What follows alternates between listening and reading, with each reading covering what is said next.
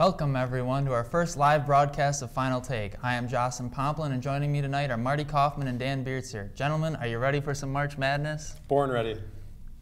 Yeah, it's about 2 weeks away, but it's during spring break, so I'll be keeping myself occupied watching those games. I'm ready. I won't ever leave the couch. And before we move on, got to give a shout-out to my dad for his 50th birthday tonight. Big 5-0. Yeah.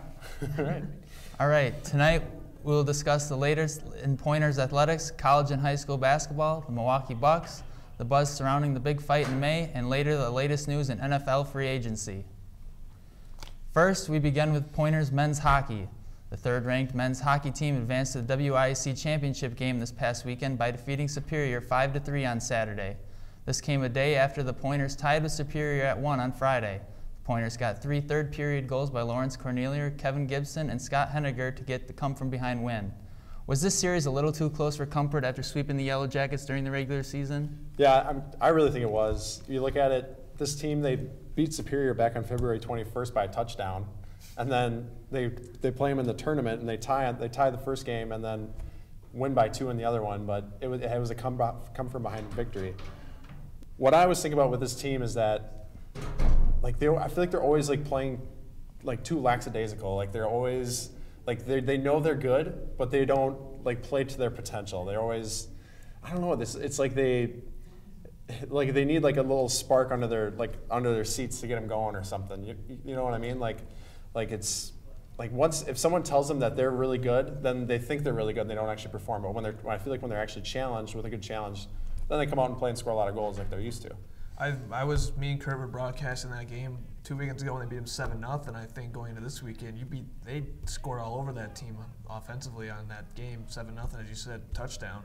But when they played, they probably came to this past weekend thinking it's going to be a cakewalk. This is probably the worst team in the conference. They didn't have any conference wins, so I mean, you keep saying that they've been told they're good all year, which I mean, you can't deny them that they've been good all year, but they've kind of not showed up right away in games, and it showed. They had to come back from behind in the third period on Saturday to even beat them. I mean, if they lost, they might have been having trouble getting an at-large bid, but they're moving on. I think this might have been a wake-up call for them, which is probably good, but I think the key for this team right now depends on their defense and their goaltending. You never know what you're going to get with Brandon Jager sometimes. We saw him on that Saturday shutout 7-0. He was lights out.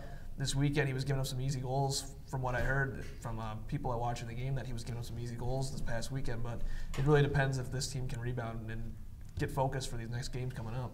I think of it too, you think of the letdown last year against UW Eau Claire in the WIAC tournament where they're going in, they should have won both games, and they ended up not winning that. They ended up sharing it with Eau Claire last season, and it's a lot. And from last year, there's a lot of the same guys on last year's roster that's with this team this year, and it's kind of a bummer because all we talk about all year is this team's probably going to see St. Norbert in the championship game. Well, in order to get there, you gotta prove that you deserve to be there, and by beating a team 7-0 and then playing them a week later and then tying them and then having to come from behind victory to beat them.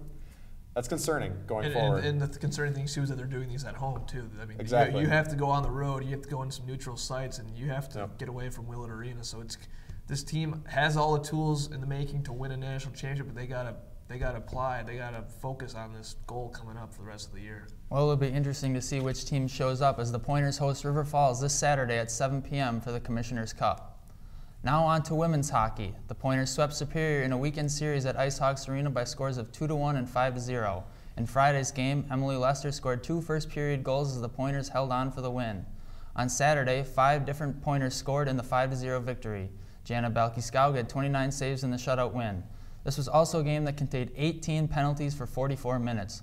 The Pointers traveled to River Falls for the O'Brien Cup this Saturday. This is the second consecutive year that the Pointers will be playing River Falls for the championship. How do the Pointers beat a team they've had their struggles against this year? Jana Balki-Skaug. She's the key that makes this machine go. I mean, you look at you're playing a River Falls team that averages 37 shots a game. She's going to have the game of her life this weekend in order for the Pointers to walk away with a victory here. And they're not going to walk away with it. It's going to be a close game. So, like I said, Jana Balki-Skaug, she's been good all year. She has a record 17, 7-2. She's had 4 shutouts this season. She allows, on average, just under 2 goals a game. So she's like I said, she's the key that makes this machine go. And as long as she is in net, doesn't give up more than a couple goals, I can see them walking away with a victory this weekend against a very good River Falls team. I'm going to agree with you on that, too. I've kind of been a broken record on the show for the past couple of months talking about hockey, including the men's team, where to make it far in the playoffs and compete for a championship, you need a hot goaltender, and a goaltender solid net. And Belky Skalg right now has been that goalie all year for the Pointers, so she's really going to have to lead this team in net. But also, too, you're going to need all the help you can get from all these different forwards and defensemen have been scoring goals and points for this team all year. They haven't really had a breakout performer. I think it's been a collective team effort this year on offense and scoring-wise. So, like you just said, 5 players scored in the last game, so they're going to have to get that kind of production from everyone. Well, it ought to be a great game.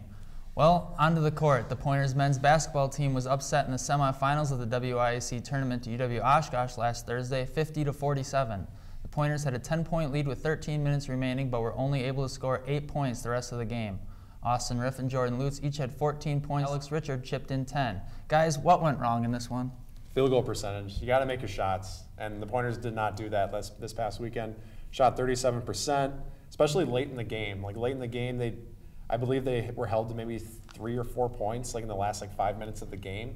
They didn't score too many points late in the game, and if you're going to close an opponent out, you have to do better than that, obviously. So I think looking at that, they got to finish games. They have to close games off in order to, and then heading into the tournament time, you're going to be playing good opponents this weekend, like Concordia and all the other teams that are coming up here, and you have to close games out. You have to make your shots, and it's essentially just what it comes down to. I think they took their foot off the gas pedal in this game. They jumped out. I think it was like a 15-2 or 15-3 run to start off the second half. They had over a double-digit lead on Oshkosh, and they probably just got a little lackadaisical, and kind of just took it, kind of relaxed a little bit. They thought they had the game the game won. So on Oshkosh, I think this is one of probably their highest moment of the year. I mean, getting revenge against a team that beat you on a half-court buzzer beater. I mean, we said it on previous shows coming in before the tournament, saying that Oshkosh could be a problem for these guys just because they came in and they gave them all they could handle in the first game at Quant Gym. So I was kind of surprised when I saw the score. I kind of turned it off. I kind of thought, hey, this game's in the bag. But then all of a sudden I hear Oshkosh won. They went on a run. They were making their shots, and Point wasn't making shots. So it really comes down like their offense has been their weak point all year. So they got to really get their offense in check coming up. Yeah, this team doesn't have one of the go-to scorer like they had in Tillamook last year, and they need everyone that plays to contribute, and they only had 2 or 3 guys that contributed. Joe Ritchie, Steven Pelikoff only went combined 2 for 15 from the field, so that's not going to lead to many wins. Well, even with the loss, the Pointers were able to receive one of 19 at-large bids into the NCAA tournament, where the Pointers will host Concordia University of Wisconsin on Friday night at 8 p.m. What can we expect to see in this one? I mean, honestly, I think it could be a very close game. I look at the past 6 games for Concordia. They're on a 6-game win streak, but 5 of those 6 games have been decided by 8 points or less. So they're like a seasoned team. They know how to win when it really matters in clutch times. So I mean, their record, I mean, it's concerning. I would expect Point to win this game. I definitely do. But I mean, this team, they've faced adversity. They know how to win games. They know how to close games, which, like we're talking about the Pointers, they don't know how. They've had trouble with that as of recently. So I think you look at that. That's something to definitely keep in mind on. And I mean, I think it could be a close game, but I expect Point to win this one, hopefully by 6, 7, 8 points. It's going to be a close game, I think, too. It's probably be in that range of 6, 7, 8 points, probably with the margin, because if you remember last year, that team, we talked about how great last year's team was. They struggled early on in the tournament too. Here at a Quant, and they had to beat some teams. I think it was Marion. They really struggled against a Marion team that kind of snuck into the tournament. So it's going to be a challenge this weekend for this Pointers team, especially with their offense not really clicking recently. Well, the home court, the place ought to be rocking this Friday night. Should give them a huge advantage. This will be the third game they've played from this team from this conference. They've struggled with Marion and Edgewood in the past 2. You'd think the Pointers could win by double digits, but the tournament's a whole new ball game. Well, since Stevens Point was selected as a host for the first and second rounds, Dubuque and Illinois Wesleyan will also be making the trip here as they play each other at 5 p.m. in the Quant Gym. Who would be a better matchup for the Pointers in round 2, Dubuque or Illinois Wesleyan? Illinois Wesleyan. I think that's the better team, or as I guess you could say, the worst team, the team you'd rather play. Just based off looking at their schedule, they're inconsistent. You kind of don't know what team is going to show up. In the past, they've scored 90 points. In the past, they've scored 40 points, like looking at their results from earlier in the season. And you look at a team like Dubuque, they're more consistent. They run it up in the 70s, 80s, 90s consistently. And they're a team that knows how to score. So I think if the Pointers can get past Concordia in the first round, You hope to see Illinois Wesleyan standing there, but I have a feeling it's probably going to beat Dubuque. But to answer your question, I think Illinois Wesleyan I think that's the team you'd much rather face. I don't think it matters who you play. It's a tournament. Anyone can beat anybody come this time of the year. So, and it's not going to be easy for points. So I think it's going to be.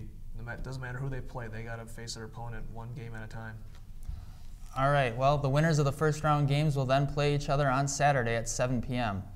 On the women's side of the court, the Pointers season has come to a close. The Pointers were able to pull out a 61-55 win over Platteville in the first round of the WIAC tournament behind double doubles from Caitlin Jacobs and Allie Maselli. The Pointers then traveled to top-seeded Superior for the semifinals, where they were upended 58-36. The Pointers only shot 24% for the game. What was the biggest takeaway from this season? Looking at the season, I think the one word that can sum up this whole season is consistency. You look at this team, like, they've had big wins. You look at the senior night against Oshkosh. They beat St. Norbert earlier in the year on December 15th. They've beaten Whitewater, Platteville in the first round of the WIAC championship. And then you look at teams that they've lost to, like La Crosse, River Falls, Oshkosh, teams that they have beaten before. So, I mean, their record is 14-13 overall with 8-8 in the WIAC overall. Consistency. I mean, if you're more consistent, you're going to see more wins in the conference, and it's going to lead to more wins that mean more going into the WIAC tournament. Yeah, it was fitting that they went 1-1 in the WIAC tournament. Just the way the season's gone, just been 500 all year. But exactly. I think the takeaway from this season that you got some young players coming up, and they can lead this team for the future the next couple of years. Yep, definitely got some experience for the younger players. Well, we'll be back after a short commercial break to talk Wisconsin Badger and high school basketball, along with the Milwaukee Bucks. Stand by camera 1. Coming in on camera in 5, 4, 3, 2, 1. Take camera 1. SPTV News serves Stevens Point, the largest city in Portage County and home to 26,000 people. SPTV News covers campus, local, and national news, as well as local sports and entertainment. Melissa Mitrovic will present you the latest in Point news. Tune in to Charter Channel 983 or visit our YouTube channel.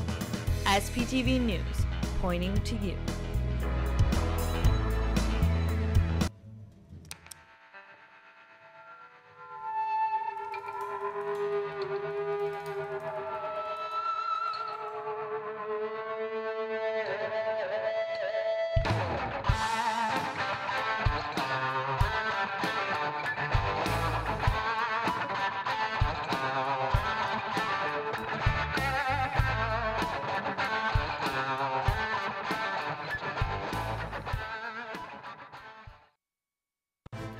Don't have a television? Don't worry. SPTV is available on demand at uwsp.edu/SPTV. Find your favorite shows on our website, plus links to all of our YouTube content. Stay up to date with SPTV News that includes information about campus and community happenings. And don't forget to like us on Facebook. We're SPTV-UWSP Television. SPTV. Let's make media together. Welcome back. Tonight is the start of regionals for high school boys basketball. Stevens Point has received a 1 seed for their regional and has a first-round bye into the regional semifinals. They will host the winner of Appleton North and Appleton East on Friday night. As for Pacelli, they received a 6 seed and will travel to 3rd-seeded Spencer tonight. Now, at the collegiate level, the 6th-ranked Wisconsin Badgers, after being defeated 59-53 by now 10th-ranked Maryland last week, the Badgers clinched at least a share of the Big Ten regular season championship by beating Michigan State 68-61 on Sunday. Frank Kaminsky showed why we have been calling him a Player of the Year candidate all season long by scoring 31 points with 8 rebounds and 3 blocks. The Badgers close out the regular season with a trip to Minnesota Thursday night and then at Ohio State on Sunday. Do the Badgers clinch the conference championship outright Thursday night? Yeah, they're going to go to Minnesota. They're going to go to the barn. Minnesota's going to be looking for the upset. Wisconsin will go in there. They're going to win by 10. That's not a problem at all. Kaminsky's going to have a game. Nigel Hayes, Sam Decker, they're going to each score a dozen points and have a dozen rebounds. I'm not too worried about that. I can see them coasting with the Big Ten title. Not an issue. I can see them winning both games too. I mean, Minnesota's now what it was. I mean, Minnesota was kind of good a couple of years ago, and Ohio State is kind of having a down year. So I would expect Wisconsin to go in and win these 2 games.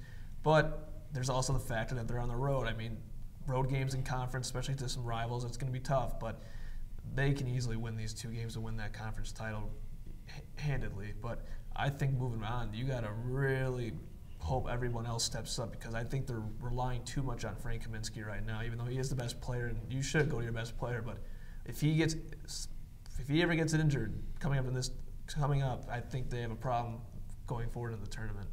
It's definitely going to be difficult for them having to go on the road, especially in the conference. Rivalry game Thursday night, but I think they pull out the W. Well, do they have a shot at a 1 seed, or are they stuck at a 2? Boy, if they win out, which, like I said, I think they're going to beat Minnesota on Thursday.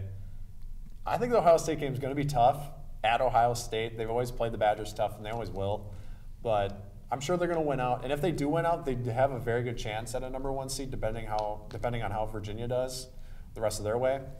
But let's be honest, the Badgers are probably going to end up with a number 2 seed in all reality, which is fine.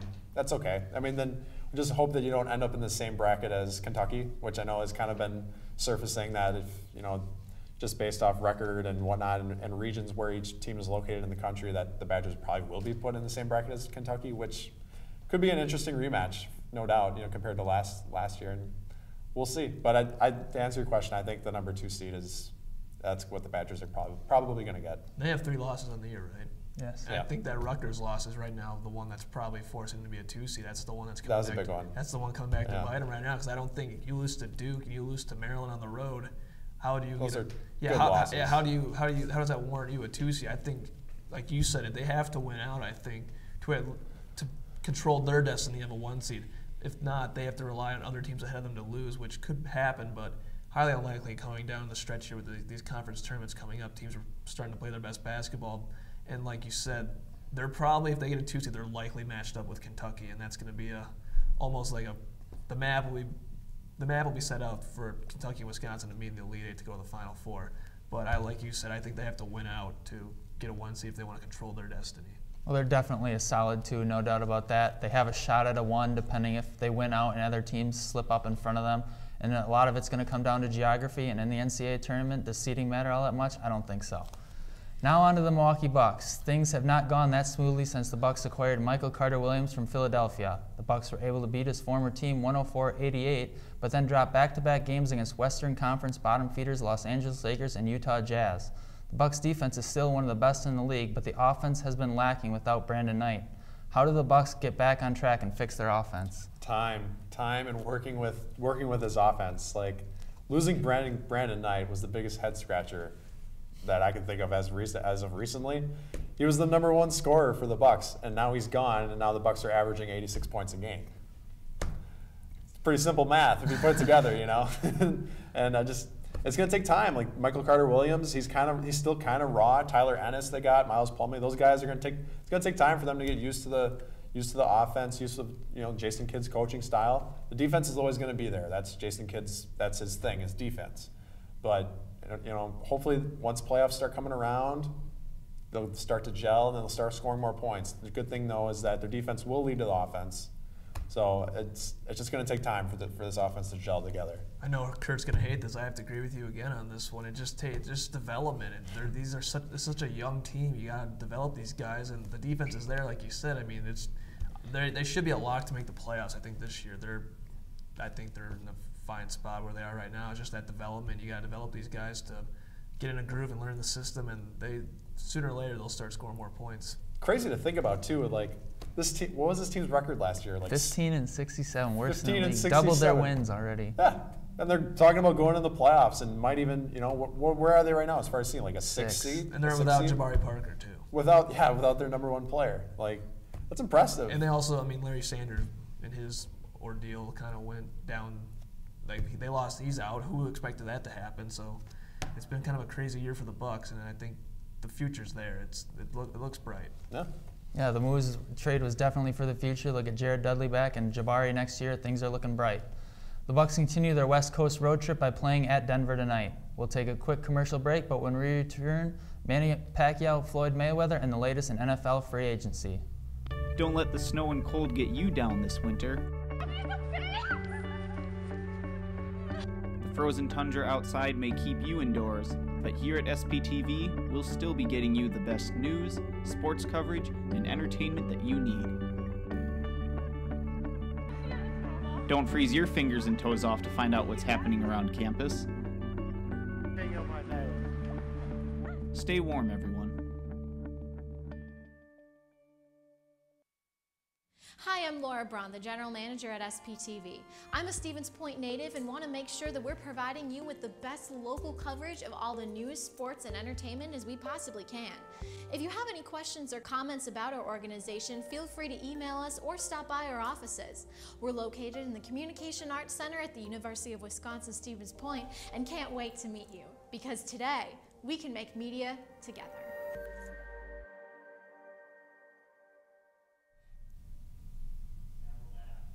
Welcome back. The build-up has been years in the making, and in 2 months it will finally happen. The mega fight in Las Vegas between Floyd Mayweather Jr. and Manny Pacquiao.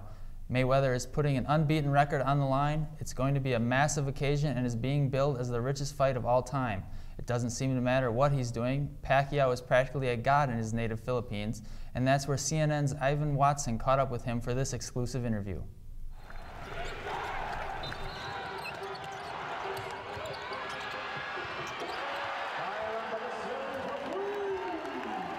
Courtside at Manila's Araneta Coliseum. Tonight they're playing basketball in a stadium that's actually best known for boxing. 40 years ago, this Coliseum hosted the Thrilla in Manila, an epic battle between boxing titans Muhammad Ali and Joe Frazier. 4 decades later, the crowd's here for a very different sport, even though the most famous athlete on the court just happens to be a boxer. A little more than 2 months before what will arguably be the biggest fight of his career, Manny the Pac-Man Pacquiao isn't in the boxing ring. Instead, he's here playing basketball. Pacquiao is one of the best boxers of his generation, the first fighter to win world championship belts in 8 different weight divisions. But he's also the head coach of this professional Filipino basketball team, which at halftime was losing by several points. So you're more stressed out on the basketball court than in the boxing ring? Yes. That's incredible. On May 2nd, Pacquiao is scheduled to fight the world welterweight champion, Floyd Mayweather Jr. in Las Vegas. It will be one of the most highly anticipated boxing matches in decades. One of the most important fight in my career, because it's been 5 years in the making. 5 years in the making to make this fight happen, and finally it's happening. The mega fight in Las Vegas might have never happened if not for a chance meeting between the two boxers at another basketball game last January in Miami. When we meet, both of us, we agreed that we want to fight. We want to fight, and I think that's the time. But the fact is, when we meet each other, I think that's the confidence to each other is starting there. Pacquiao says the Mayweather fight will fulfill a long-standing wish from the oldest of his 5 children. My son and my daughter, they really want this fight happen. They really want to watch the fight. Are you going to bring them to Las Vegas? Yeah? Yeah. Are they going to be in the stadium? Mm-hmm. Really? Yeah. Front row? Front row. By some estimates, Pacquiao may earn as much as $80 million when he gets in the ring in Vegas. Pacquiao's not only an athlete and his country's most famous celebrity, he's also a politician, an elected member of the Philippines Congress. Is he focused? Yeah. Because I know him that when he started training, he trained hard. At the Coliseum, the focus is clearly on winning. In the second half, Pacquiao's team takes the lead. Less than a minute and a half left to go. Kia Carnival have pulled ahead by several points. There's jubilation in the crowd. The Pac-Man has only played a couple minutes in this game.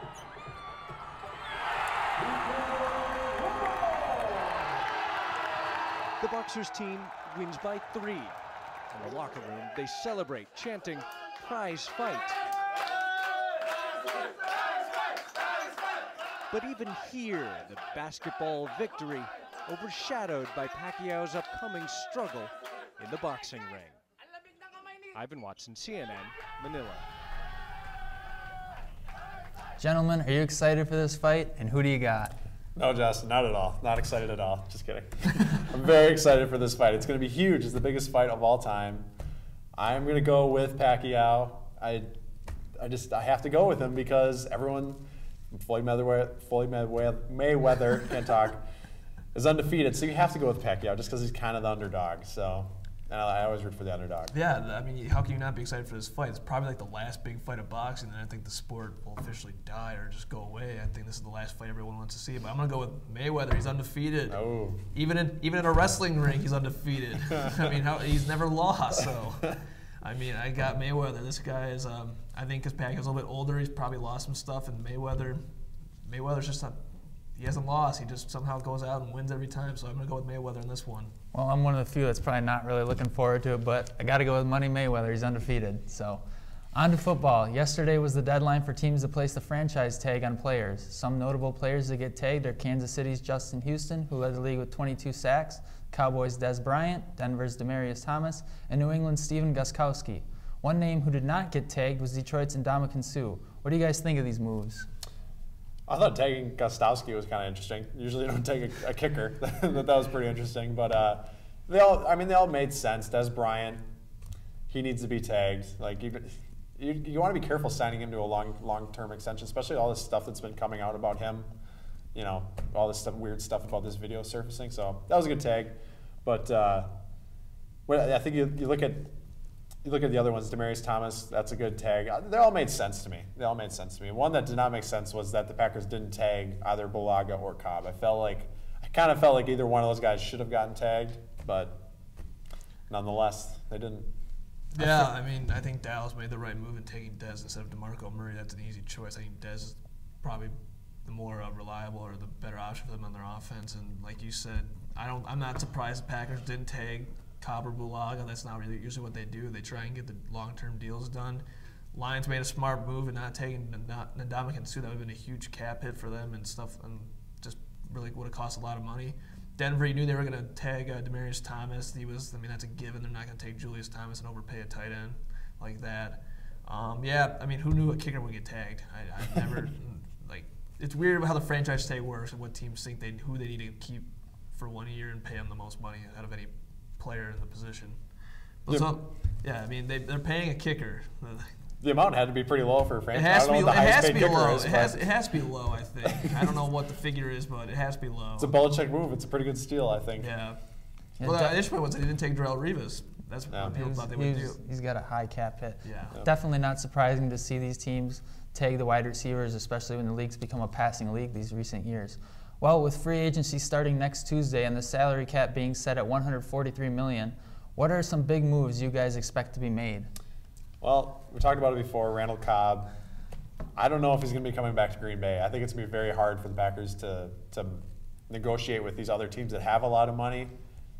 Example, Oakland Raiders, Jacksonville Jaguars. Those teams got a lot of money they're looking to spend this offseason. So, I mean, it's up to Cobb whether he wants to stick with a great organization that does win or go to an organization that both like Oakland and Jacksonville are kind of on the uprise, but let's be honest, they're not going anywhere anytime soon.